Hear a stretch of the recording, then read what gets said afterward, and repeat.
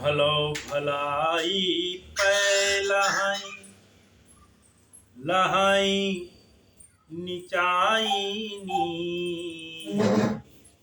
सुधा सराही अमरता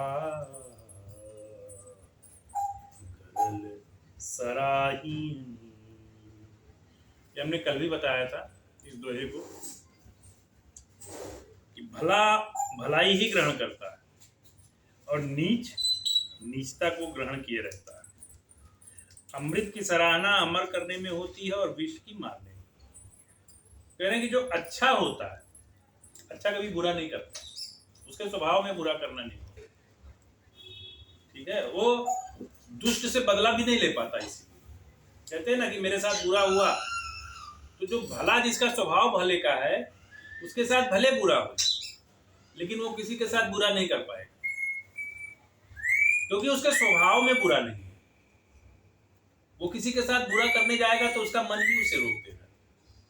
उसके पहली चीज तो मन में आएगा ही नहीं किसी का बुरा करने। लेकिन जिसे कहते हैं ना प्रतिकारवश, कि इसने मेरे साथ बुरा किया तो मैं इसके साथ बुरा करूं, ठीक है। लेकिन जिसका स्वभाव ही अच्छा करने का है वो उसके साथ भी बुरा नहीं कर पाएगा। वो बोलेगा छोड़ो जाने दो, उसका उसके ऊपर, उसने जो किया वो उसका। और जो बुरा है, बुरे का स्वभाव ही बुरा करना है, बुरा सोचना है, बुरा देखना है, बुरा मन में रखना है, तो वो कभी अच्छा नहीं कर पाएगा। वो अच्छा करे, उसके मन में अच्छा करने की भावना ही नहीं उत्पन्न हो, ठीक है।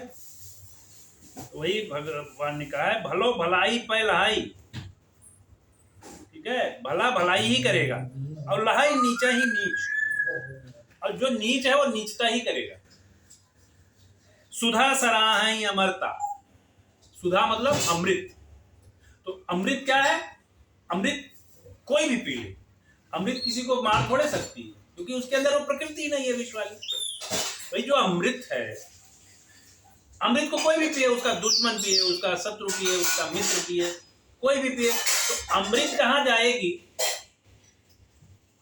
वो अमृत तो ही देगी ना, वो किसी को मृत्यु नहीं दे सकती। और विष, विष किसी को अमृत तो दे नहीं सकता, क्योंकि उसके स्वभाव में है। वो किसी को अमृत तो नहीं दे सकता, विष मृत्यु ही दे सकता, ठीक है।